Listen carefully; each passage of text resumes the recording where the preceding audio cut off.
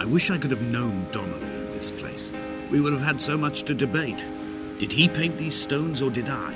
Who left the pots in the hut by the jetty? Who formed the museum under the sea? Who fell silently to his death into the frozen waters? Who erected this godforsaken aerial in the first place?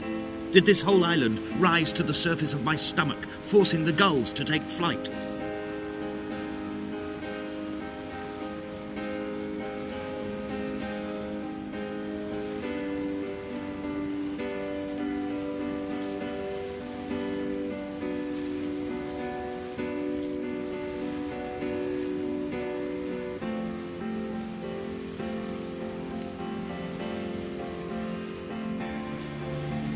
Fire and soil, I chose fire.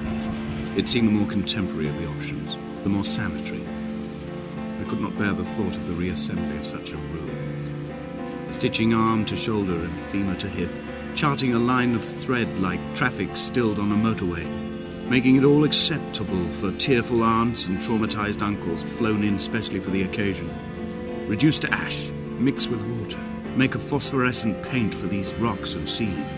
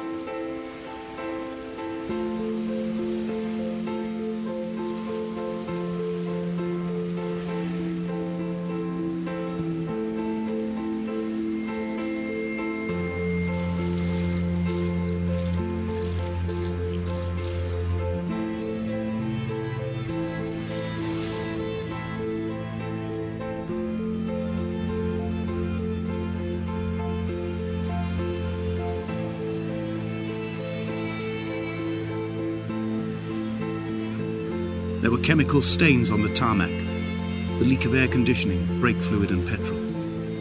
He kept sniffing at his fingers as he sat by the roadside, waiting as if he couldn't quite understand or recognize their smell. He said he'd been travelling back from a sales conference in Exeter. He'd stopped for farewell drinks earlier, but had kept a careful eye on his intake. He could hear the sirens above the idling traffic.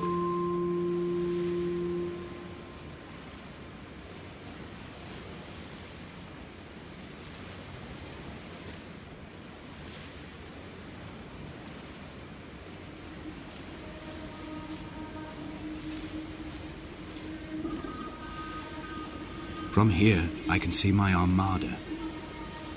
I collected all the letters I'd ever meant to send to you, if I'd have ever made it to the mainland, but had instead collected at the bottom of my rucksack, and I spread them out along the lost beach. Then I took each and every one, and I folded them into boats. I folded you into the creases, and then, as the sun was setting, I set the fleet to sail.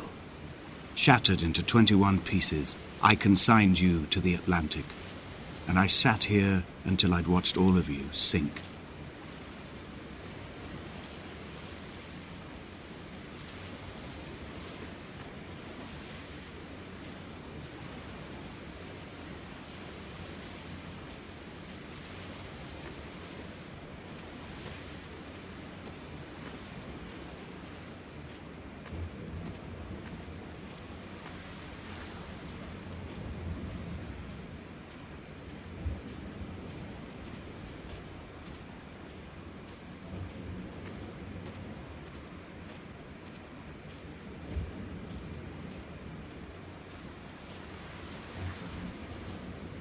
A sound of torn metal, teeth running over the edge of the rocks, a moon that casts a signal. As I lay pinned beside you, the ticking of the cooling engine, and the calling from a great height, all my mind as a bypass.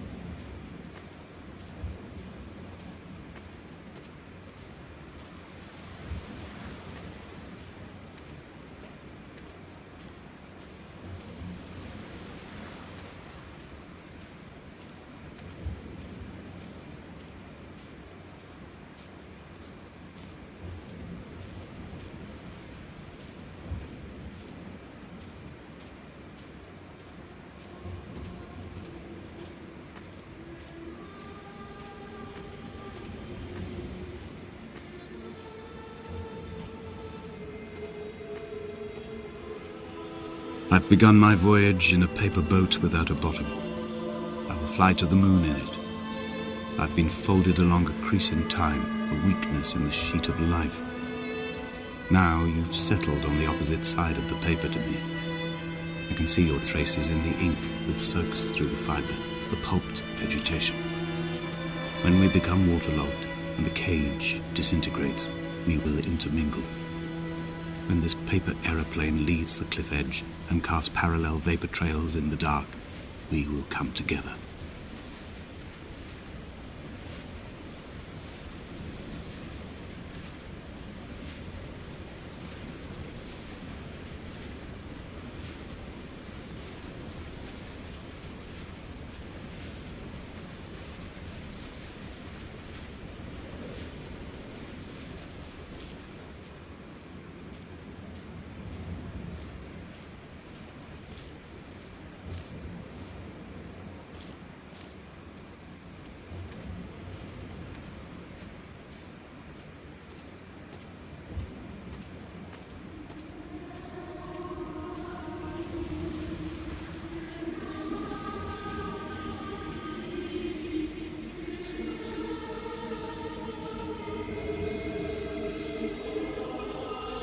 If only Donnelly had experienced this, he would have realized he was his own shoreline, as am I. Just as I am becoming this island, so he became his syphilis, retreating into the burning synapses, the stones, the infection.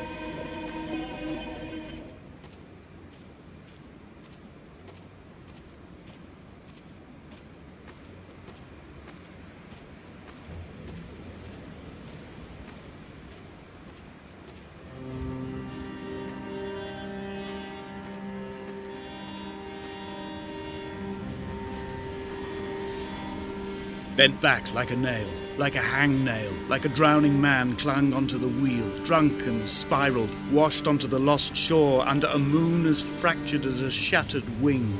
We cleave, we are flight and suspended, these wretched painkillers, this form inconstant. I will take flight, I will take flight.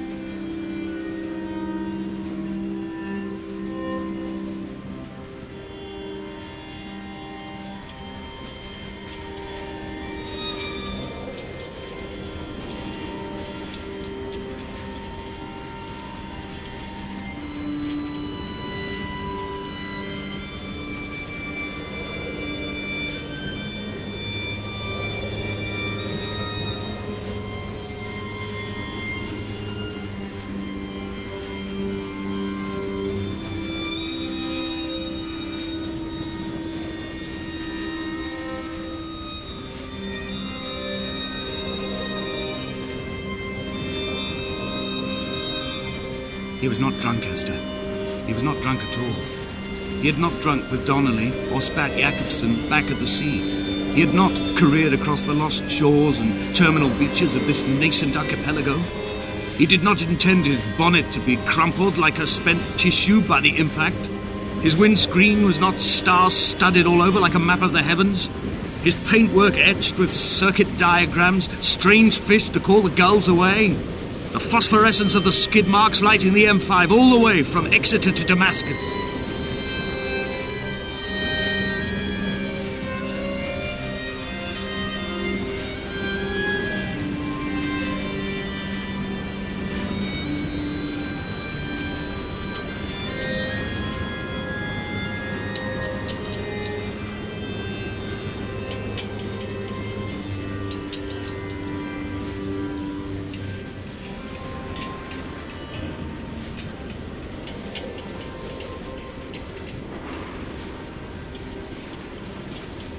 We will leave twin vapor trails in the air, white lines etched into these rocks.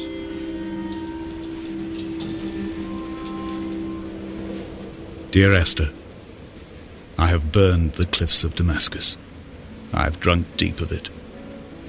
My heart is my leg and a black line etched on the paper all along this boat without a bottom. You are all the world like a nest to me. Eggs unbroken form like fossils, come together, send small black flowers to the air. From this infection, hope. From this island, flight. from this grief, love.